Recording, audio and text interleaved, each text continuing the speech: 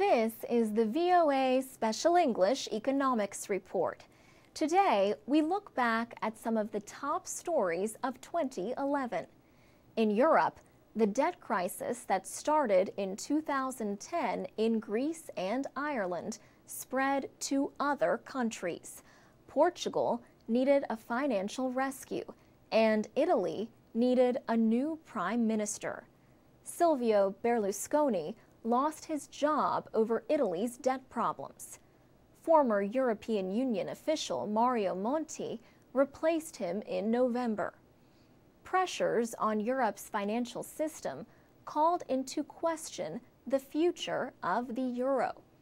European finance officials called for greater cooperation and new rules. World Bank President Robert Zoellick said Europe would have to find its own answers to its debt problems. Europe has to rescue Europe, okay? And it's very important. If there's any message when I'm asked, well, what can the US do? And what can China do? The best thing they can do is clean up their act at home, be a source of growth at home. Mr. Zoellick also said it was important for other big economies to deal with their own budget imbalances. The downgrade of America from AAA didn't affect the finances today, but it may be one of those events people look back on 10 years from now and say, did they get the warning?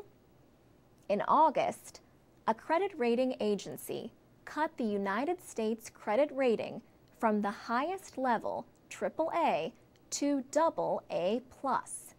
Also in August, Steve Jobs stepped down as chief at Apple because of his failing health. He died of cancer in October at the age of 56. He brought the world the iPod, iPhone, and iPad, and helped make Apple into one of the world's most valuable companies. 2011 will be remembered as a year of protests.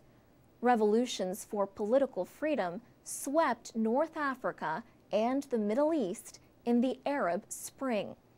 But protests over budget cuts and jobs were heard around the world.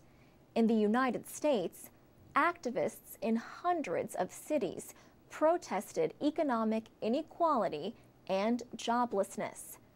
Protesters were angry that banks got rescued with taxpayers' money during the financial crisis nearly 4 years ago. But many Americans continue to face hardship. Anger over government budget cuts led to protests in Greece, Britain, and elsewhere.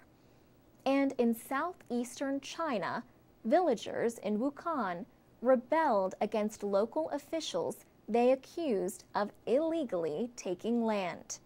For VOA Special English, I'm Alex Villarreal. If your New Year's resolution is to learn English, we can help. Find out more at voaspecialenglish.com and on Facebook, Twitter, and iTunes at VOA Learning English.